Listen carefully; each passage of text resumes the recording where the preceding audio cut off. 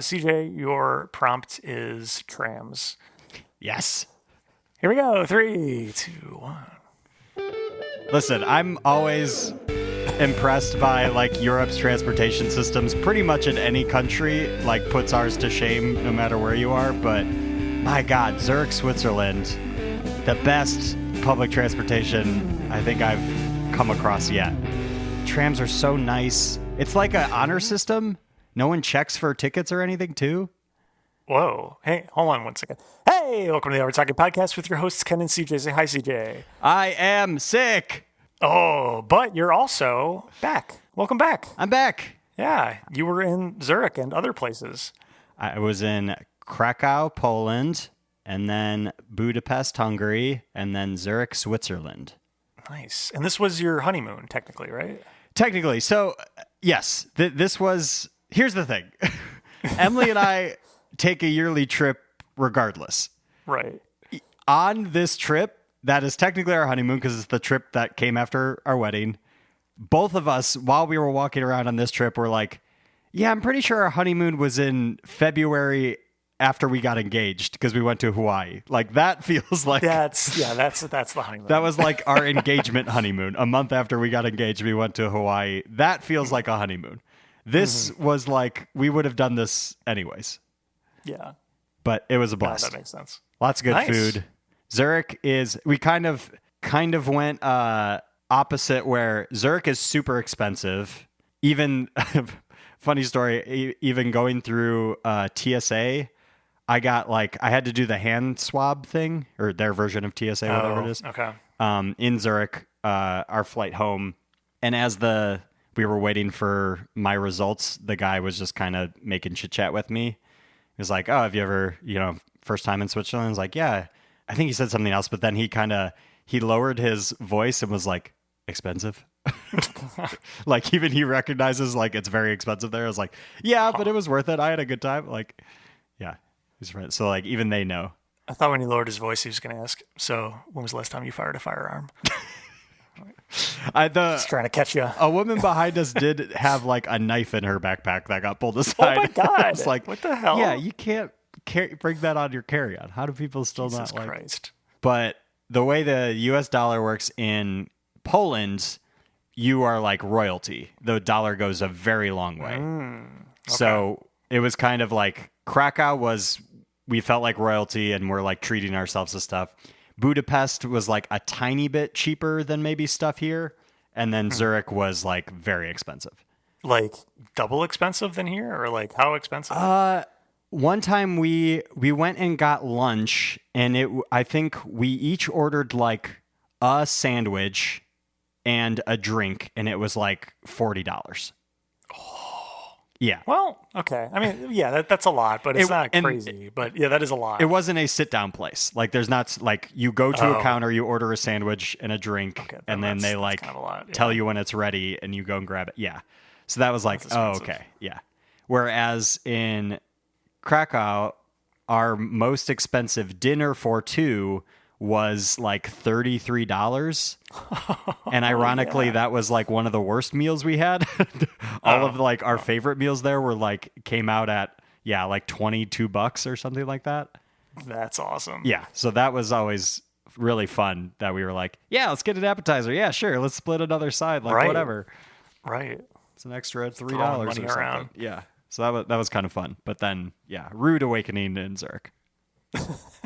So it probably all evens out. Yeah, maybe. Ken, how was your birthday?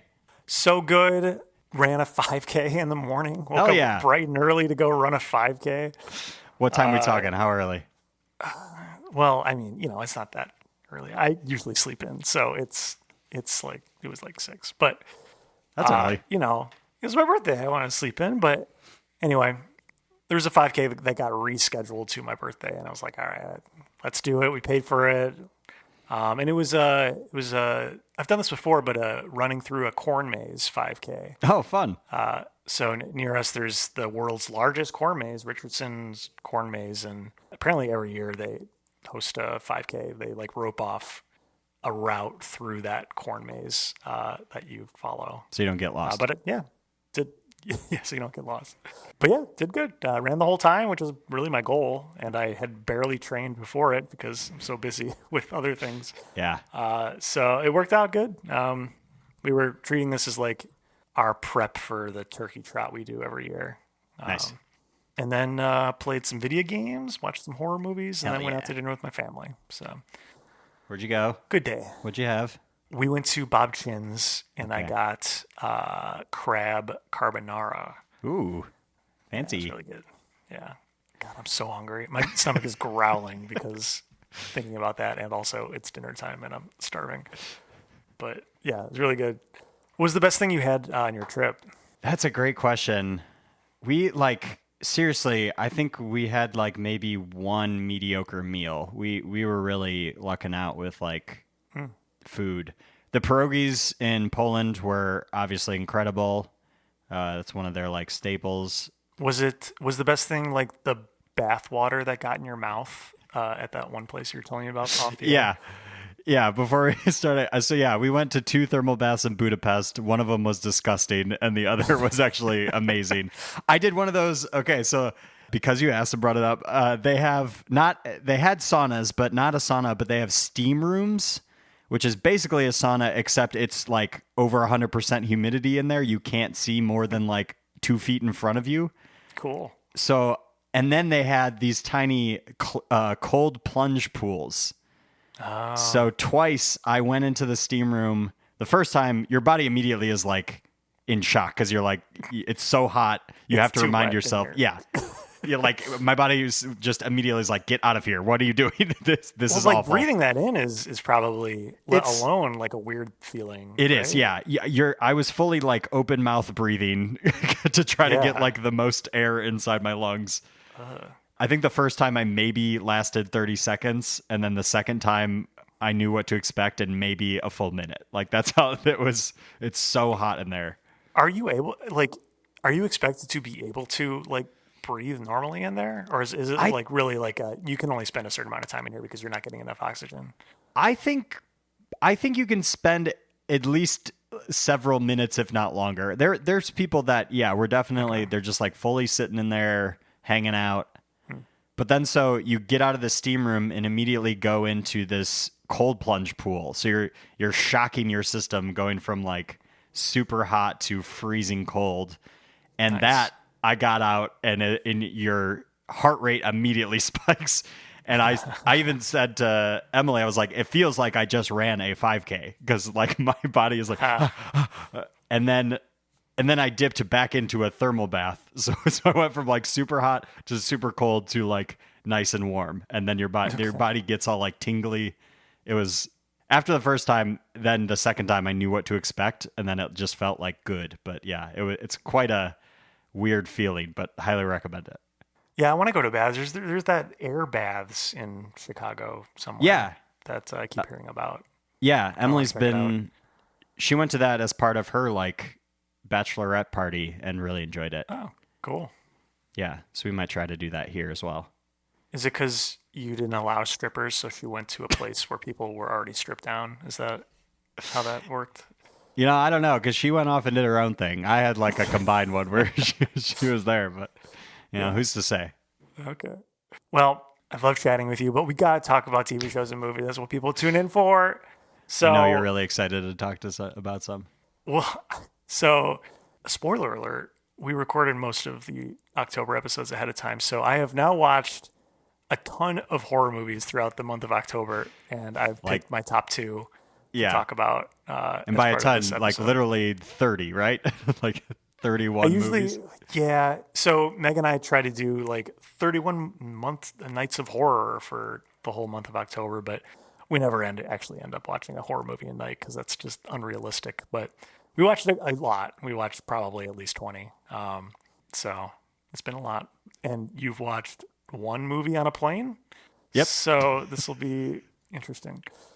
I watched one movie on a plane and the other one like a couple days when I got back. Okay. All right. Cool. Well, why don't you kick it off? What did you watch on the plane? So I watched this movie called The Wrong Guy. It was directed by David Steinberg, written by David Foley, David Anthony Higgins, and Jay Kogan. Oh, they allowed someone other than a David Yes. on the crew? That's Finally. nice. Well, so the first Dave, he goes by Dave, really. It's Dave Foley.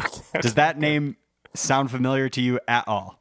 Dave Hogan? Dave Foley, Dave Foley. creator of the sound effects. Oh, yes. I'm just kidding.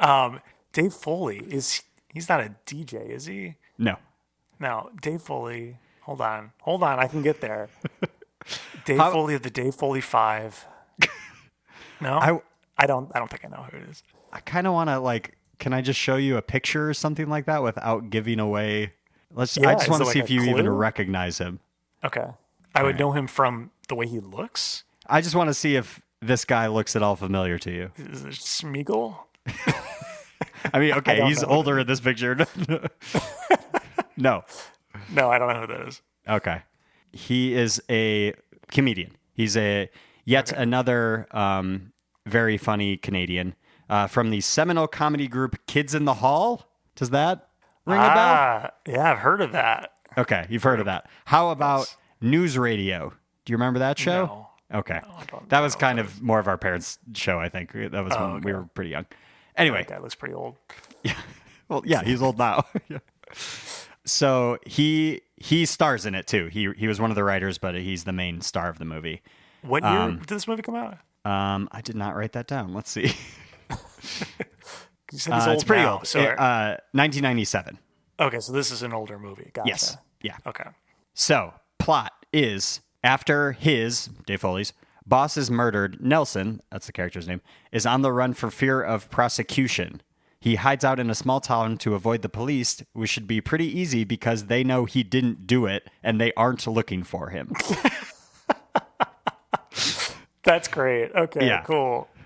He doesn't get a promotion, and so he threatens his boss, and then he's the one to discover that his boss has been murdered. This is not, again, mini review episode, spoiler free. This all happens in the first 5 minutes of the movie. This is the main plot of the movie. Okay. I'm not spoiling anything, but it's very funny. So the cops know he did not do it, but he is then running around, Just being paranoid. Yeah, exactly. Yeah, That's awesome. so it's a comedy. If you didn't pick up on that. Yeah. I really enjoyed it. It does not have a tomato meter score because it only has 3 reviews on Rotten Tomatoes, but it does have an 84% audience score. Wow. Okay. That's pretty good. I really enjoyed it. I think I'm pretty in line with the audience score. So for me, it's getting an 8 out of 10. Wow. Okay, nice. I got to check this out. It sounds hilarious. It's such a easy, fun movie. The whole movie is him running around thinking he's being chased by the cops. I recommend it. It's just a lighthearted, fun comedy. Nice. That's awesome. I almost want to just do my other one also because I feel like you probably have a lot to say about yours. Just knock it out. Yeah. Okay, so then I actually saw you watch this movie as well. Oh, okay. No Hard Feelings. Yes. Yeah. I saw it in theaters, actually. Oh, nice. Yeah. So what were your thoughts? So this is, I guess, a quick description. It's a very new movie, so I'm sure people have heard about it, but directed by Gene Stupinski, written by him and John Phillips, starring Jennifer Lawrence and Andrew Barth Feldman. Andrew was on the George Lucas Talk Show. Longtime listeners know I've talked about that a lot. He was very funny on it. Nice. Yeah. My thoughts are full frontal nudity. Yeah, that was out of nowhere. I did not know that going into it. No, me neither. But, nice surprise. And also, I don't know if you had heard anything about going into it, but the trailer made it look hilarious. But I thought it was just okay. I was expecting a lot more from it than it delivered, in my opinion. Yes, What'd you think? I sort of feel the same. I purposely pretty much don't watch trailers at all anymore, but because Andrew was on the George Lucas Talk Show, they were talking it up as hey, comedies are back. This is one of the few actual just straight comedies in theaters, and they were all excited about it. And so I also had high hopes and was hearing good things. And then, I think it started pretty good and it was funny and then kind of petered off in the second half or so. Yeah, I don't remember all the beats, but I definitely remember by the end me feeling like this is almost kind of a bummer. and no longer funny. Yeah, I don't know. Trailer was really funny, so check that out, and then maybe if you want to see some nudity, tune in for that too. But I don't know, it's okay. Ken, you apparently, I don't, I did not realize this, but we basically said the same thing. Your Letterbox review, I have it here. Oh, perfect. Read it. You gave it a 3 out of 5 stars, so like a 6 out of 10. I like the first half better than the last. I expected it to be funnier, but still decent. That's almost exactly what you said. Yeah. Yeah. So critics gave it a 71%. Audience gave it an 87%. It's pretty high. Wow. I think, I'm sort of with you. For me, I'm giving this like a 6.4 out of 10. 6.4 out of 10. Okay. Well, that's a lot higher than I gave it. I didn't hate it, so 3 was kind of maybe a little harsh. I don't know. 3 out of 5 comes out to a 6. That's fine. Oh, 3 out of 5. Right. Yeah. Sorry. Then yeah. Okay. Yeah. Not bad. I felt like I needed to see it. Like it felt like a big movie at the time, at least. That's why we went to see it in theaters. But yeah, I don't know. Yeah. I was also like jet lagged and sick while I watched this, so maybe also not like the best headspace. Yeah. Yeah. All right. What have you been watching, Ken?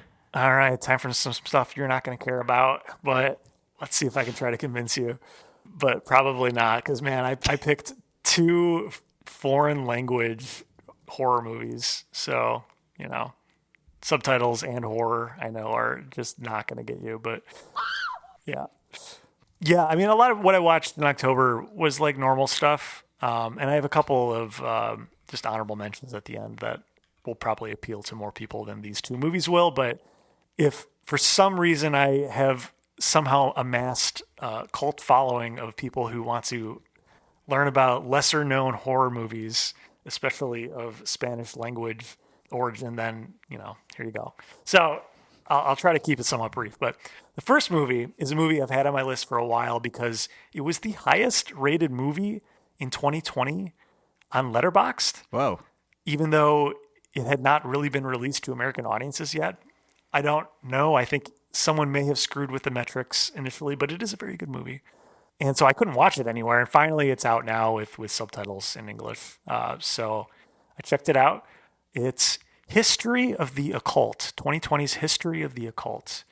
You can stream it on Screambox if for some reason you have that. But more likely you can rent it or, get it otherwise. Directed by Christian Ponce. Don't know who that is. But the quick synopsis is, during the last broadcast of 60 Minutes Before Midnight, that's the title, the most watched journalistic program on television, Adrian Marcado could expose a conspiracy and link the government to an obscure secret society. Which that's kind of what happens, but you kind of like learn about what's actually going on in the world as you watch it.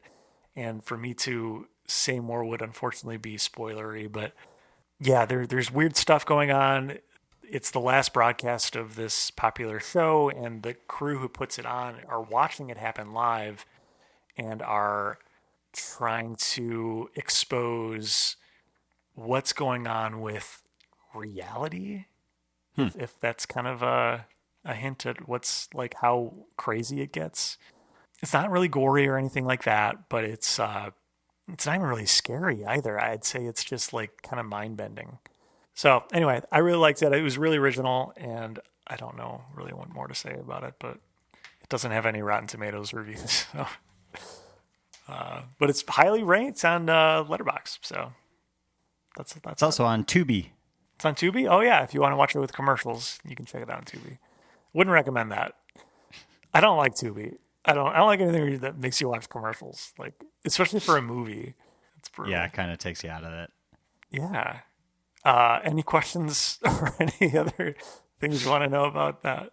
It sounds interesting, especially you mentioning like figuring out with reality. That kind of piqued my interest. Yeah, things are happening that are below the surface that you learn about as the movie goes. And that's kind of what this like last broadcast of this television program is trying to expose. And it kind of all culminates at midnight of what's actually kind of going on with reality. That's it. It's already kind of a spoiler, but I won't go further. Interesting. Yeah, it is interesting. It's not something you find very often. That touches on those kind of weird topics. So Yeah. All It's right. a writer-director guy. He did both. You did both. Okay. Yeah. Yeah. I mean, even within I listen to like a whole lot of horror podcasts. This one's not mentioned a lot. History of the Occult. So I just want to put it out there because it's really good. Yeah. Highly recommend Interesting. it. The next one I'm going to talk about is a movie that just left theaters, so it was in theaters and is now on Shudder, or you can rent it or get it other ways. It's called When Evil Lurks. 2023's When Evil Lurks. It's directed by Damien Rugna, who also directed 2017's Terrified, which was the scariest thing I watched back then. It's still one of the scariest movies I've ever seen. Terrified. With such a simple title, too. Yeah, simple title. If you look that one up, the poster is pretty creepy. But that's a really good movie. I'll just recommend Terrified. But yeah, this is his new movie, When Evil Lurks. You just looked it up. Yep. Just looked at the poster. Jesus Christ. Yeah, it's like a flayed man or something. I don't know exactly what it is, but Yeah. it's creepy. I am terrified looking at that poster. There you go. But yeah, History of the Cult was in Spanish. This movie's in Spanish as well. It just so happened that that's what I chose. The synopsis for this one is: in a remote village, two brothers find a demon-infected man just about to give birth to evil itself. They decide to get rid of the man, but merely succeed in helping him deliver the inferno. So yeah, this also has like a real interesting like world building plot, like where demons are common basically in this world, and people become infected by demons, and you can't just kill them. There's like rules. You can't kill people who are infected by demons. You can't even exorcise them. There's like special people who can have to do a specific ritual or something to kill the demon. But if you were to kill the demon yourself, it would infect you or infect things around you, and or it could bring in like a demon into the world. It's really crazy, and a wild movie, and I really really enjoyed it. I watched it on Halloween night. Ooh. And it's gotten great reviews. It's 99% on Rotten Tomatoes. Wow. Yeah, it's supposed to be like one of the best horror movies of the year, but also going to be probably lesser known.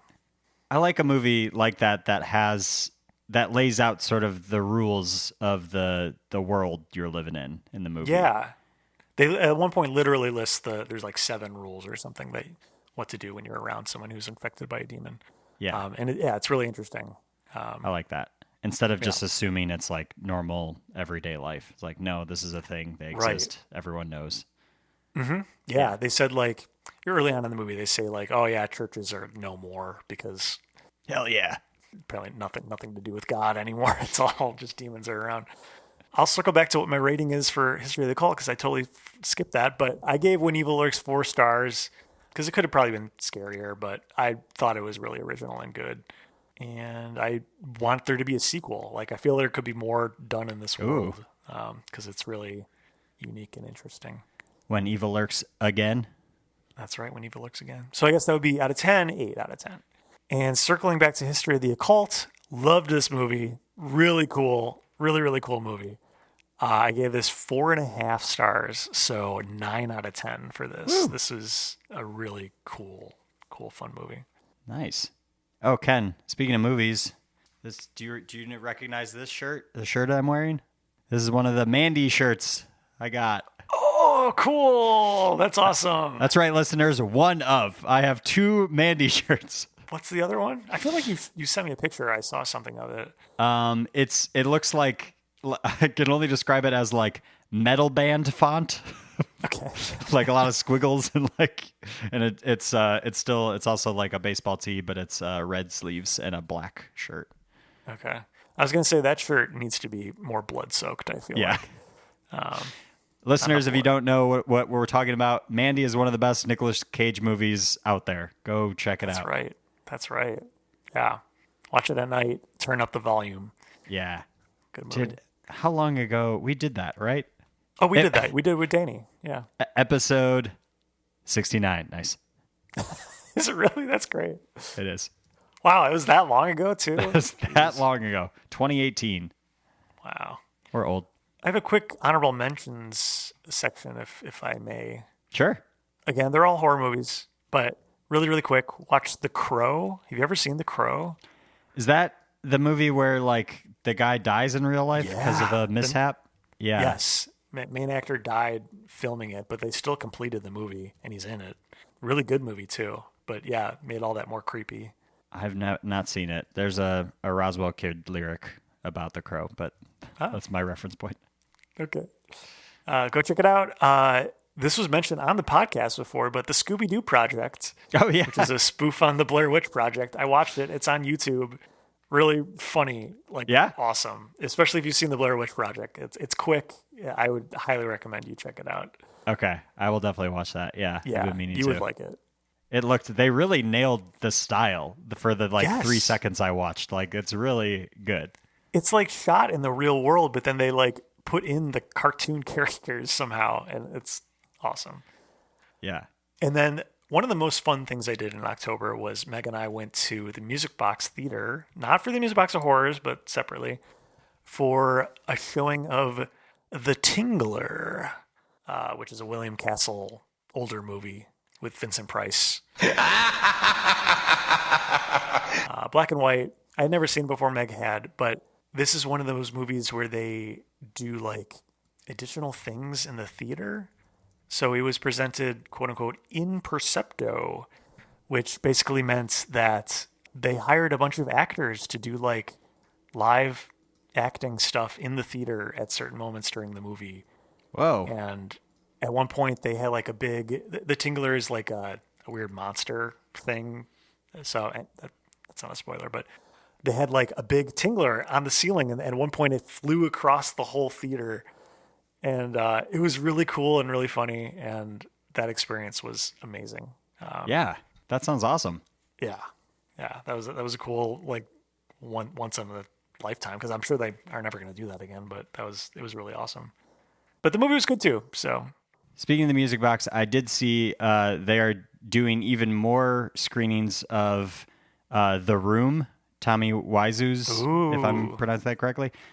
But he's going to be there for a couple of them. Nice. He's coming to pass for some. Yeah. If he's going to be there, we should go. I want to say they're in November. And the only thing is, I think they're like 9 p.m. showings. Well, that's early. I'm surprised they're not midnight showings. Yeah, usually that's true. They are like midnight ones, but even 9 p.m. I'm like, oh man, that's pretty late. Yeah, it's rough. But if he's going to be there, we got to go. We'll look into it. Yeah, that could be fun. Because I'm so fascinated to see him in real life. Like I've seen interviews of him, little clips and like his acting and stuff, but like what a character that guy is. I saw him recently in some jeans commercial back in the day. Like him, like being him, his weird ass self in a jeans commercial, like trying to sell jeans. It was really weird. Look it up. To be or not to be? That is the question. The answer to be at street fashion. Be there for Levi's jeans. I was recently in a situation where it became apparent that somebody had not seen The Room, and it was very funny watching like 8 people try to describe what the movie is to this one person. And the person who hadn't seen it would keep being like, wait, so it's bad? And we're like, well, yeah, but like, no, like yes, it is bad, but that makes it good. They're like, what? It's the epitome of so bad it's good. Yeah. Yeah. Like, ridiculous. What's the, I never watched it. What's that James Franco movie about the making of it? Oh yeah. That one's pretty good too.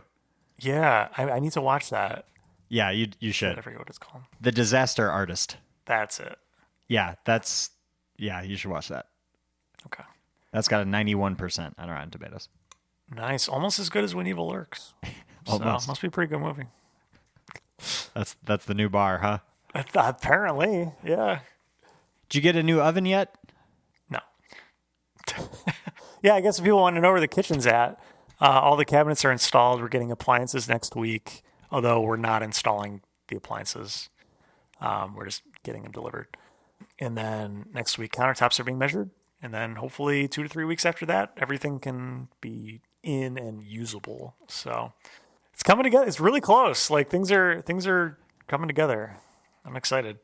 I'm pretty sure we're going to be going to Apt tomorrow to pick out a new oven for us. We are also still sans oven. Right, because you had to bring that other one back? Or yeah. Did they pick it up? Okay. Yeah, they picked it up. Yeah, luckily. They were super cool about everything. Okay, but that's good. So we might finally... Well, if you want to stop by and see the close. progress, let us know. Yeah. We'll be here. Can. I also don't want to get you sick. I'm very ill. Oh, sure. I will be wearing a mask to Apt because I don't want to infect people. It's just a cold, but still. No. Oh, excuse me. Oh, sorry. no. I'm very sick. Was that one sound effect or two? What are you talking about, sound effect? That's just my ill body releasing noises. All right. Ah! We better wrap it up then. Jesus Christ. Excuse me. CJ's dying. CJ, quick, before you're totally incapacitated, where can people find us? Oh, man, you can find us on all the things at Overtalking Pod. Give us some likes and follows over on TikTok. We've been posting some videos as of late. And yeah, follow us on literally all the platforms. It's the same handle, Overtalking Pod. Email or text us at USACat1591. Call in like I did at the Overtalking hotline. Leave us an email at overtalkpod@gmail.com. Oh no, they're here. The Overtalking Overlords have arrived. They are no longer festive, but they're here and they're doing their part. To remind you, if you like the show, please go on Apple Podcasts and rate and review. Reviews are what help people find this podcast. Also, if you leave a review and it's a glowing review, rate it 5 stars. That's all I'm going to say. Yeah, if you like us, why the 4 out of 5 stars? I was very confused. It was very funny, but I'm also confused. Yeah, it's just confusing. Also, we spend no money in advertising for the show. So if you like the show, please tell a friend and spread the word. We would really appreciate it. Thank you. Are you able to see what people rate other things? Can I find this person what else they've been rating? I don't know actually. It'd be so fast. Maybe they just, I don't want to fault them for having, standards and stuff like that. I mean, clearly we just didn't get over that 4 out of 5 stars for them, but I guess. I mean, I wish they would have told us what would have made it a 5-star for them, but oh well. So yeah, we are currently sitting at a nice 4.9 out of 5 stars on Apple Podcasts. Damn it, guy. Oh well. Well, it is what it is. It is what it is. And as we always say, it is what it is. Oh, God. I gotta go. Christ. Bye. Bye. This episode of the Overtalking Podcast was produced by Ken and CJ. Edited by CJ. This week, it was just the boys. Music by Justin Peters. Logo by Nate Richards. Check out Nate's work on Instagram at Nate Richards Designs.